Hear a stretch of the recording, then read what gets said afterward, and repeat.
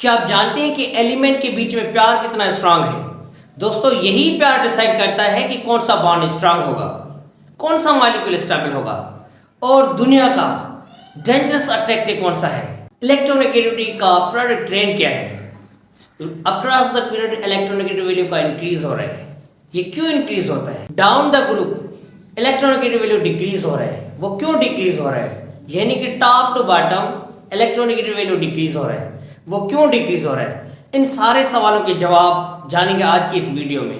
तो काइंडली आप मेरे साथ इस वीडियो में जुड़े रहें, क्योंकि ये वीडियो ना सिर्फ स्टूडेंट के लिए, टीचर के लिए और जो साइंस लवर है उनके लिए गेम चेंजर होने वाला है। तो आप इस वीडियो के एंड तक जुड़े रहें और आप सबको रिक्वेस्ट है कि अगर आपको हमारे वीडियोस पसंद आ रहे हैं तो सब्सक्राइब करें और अपने दोस्तों के साथ share. So welcome in electronegativity, the power of attraction. शुरू करते हैं इलेक्ट्रोनेगेटिविटी।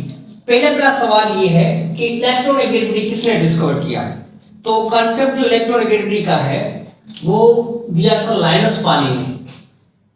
लाइनस पॉलिंग एक साइंटिस्ट थे। लाइनस पॉलिंग एक साइंटिस्ट थे, उन्होंने कॉन्सेप्ट दिया था 1932 में। पहला सवाल है कि इलेक्ट्रोनेगेटिविटी किसने डिस्कवर की? तो लाइनस पॉलिंग 1932 में, जिसको 2 बार नोबेल प्राइज भी मिले। और उसके बाद डेफिनेशन क्या है? What is electronegativity? Ability of an atom to attract the shared pair of electron. मतलब कि एक ऐसी कुव्वत जो एटम किसी भी इलेक्ट्रॉन से इलेक्ट्रॉन अट्रैक्ट करे और अपना शेल कंप्लीट करे, उसी को कहते हैं इलेक्ट्रोनेगेटिविटी। मींस एक किस्म की ये कुव्वत होती है जो दो एटम के दरमियान फोर्स ऑफ अट्रैक्शन क्रिएट होता है कि एक एटम की ऐसी कुव्वत जो दूसरे एटम से इलेक्ट्रॉन अट्रैक्ट करे और अपना शेल कंप्लीट करे, उसी को कहते हैं इलेक्ट्रोनेगेटिविटी। अब इलेक्ट्रोनेगेटिविटी किसको एक्सप्लेन करती है? वो एक्सप्लेन करती है टाइप्स ऑफ बॉन्ड, कि बॉन्ड कौन सा है, पोलर है कि नॉन पोलर है। अगर इलेक्ट्रोनेगेटिविटी वैल्यू डिफरेंस हाई है तो बॉन्ड बनेगा पोलर। उसके बाद है नॉन पोलर, मतलब कि इलेक्ट्रोनेगेटिविटी डिफरेंस सेम एटम है तो उसके दरमियान पोलर जो बॉन्ड होगा नॉन पोलर होगा। और इलेक्ट्रोनेगेटिविटी डिफरेंस हाई होगा। अब इस पोलर और नॉन पोलर के लिए हम दूसरा एक वीडियो बनाएंगे, उसी में मैं डिस्क्राइब करूंगा कि पोलर और नॉन पोलर बॉन्ड क्या होते हैं। तो इलेक्ट्रोनेगेटिविटी एक्सप्लेन करती है पोलैरिटी, कि पोलैरिटी मॉलिक्यूल के बीच में कितना पोलर बॉन्ड है कि नॉन पोलर है। और आयोनिक कैरेक्टर इलेक्ट्रोनेगेटिविटी एक्सप्लेन करती है आयोनिक कैरेक्टर। अगर डिफरेंस इलेक्ट्रोनेगेटिविटी ज्यादा है तो आयोनिक कैरेक्टर की भी ज्यादा होंगी। और ये बॉन्ड स्ट्रेंथ को भी डिफाइन करती है, जितना इलेक्ट्रोनेगेटिविटी ज्यादा होती है इतना बॉन्ड मजबूत होता है।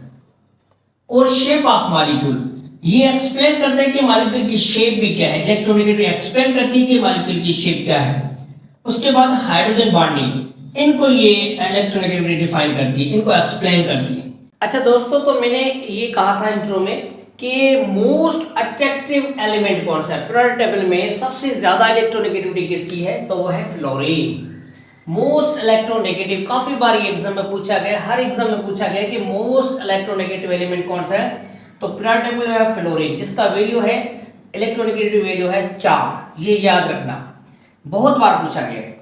और जो लीस्ट इलेक्ट्रोनेगेटिव एलिमेंट है ये भी काफी बार पूछा गया है, ये है सीजियम, क्योंकि इसकी एटॉमिक साइज बड़ी है।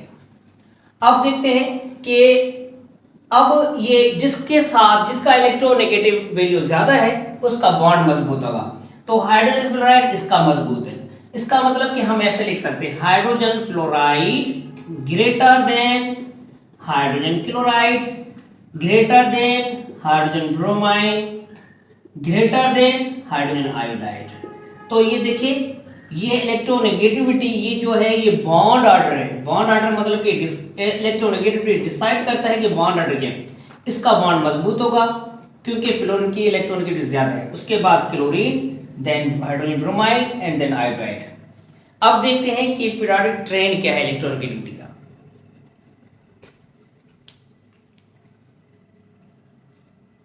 तो स्टूडेंट देखते हैं कि पीरियोडिक ट्रेंड क्या है। Across the period, across the period means यानी कि लेफ्ट टू राइट, लेफ्ट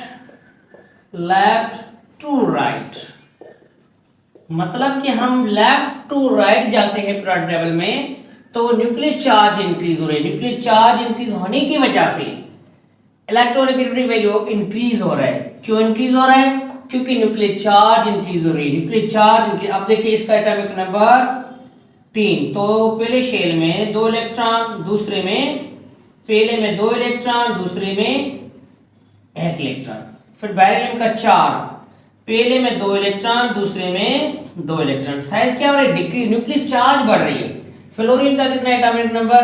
9, पहले में 2 इलेक्ट्रॉन, पहले में 2 इलेक्ट्रॉन शेल में, दूसरे में 7 इलेक्ट्रॉन, 1 2 3 4 5 6 7। तो प्रोटॉन कितने में? Proton 9, electron 9।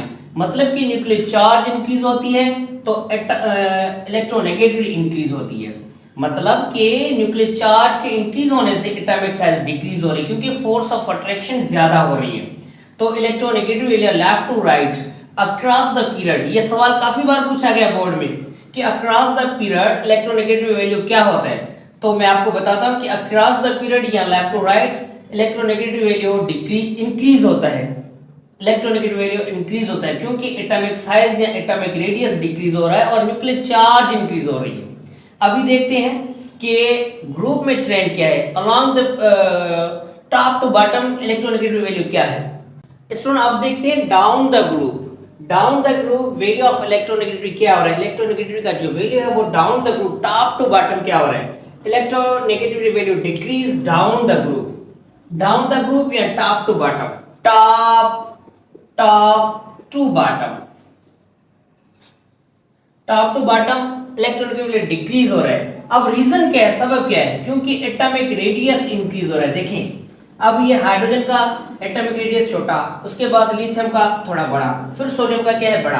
तो down the group as we move from top to bottom और down the group the value of electronegativity decrease because atomic size increase, atomic radius increase. तो ये बहुत ही इंपॉर्टेंट इलेक्ट्रोनेगेटिविटी का टॉपिक है और आने वाले वीडियो में हम पोलर और नॉन पोलर बॉन्ड को डिस्क्राइब करेंगे और इन पे कौन से फैक्टर इफेक्ट करते हैं उसी को हम डिस्कस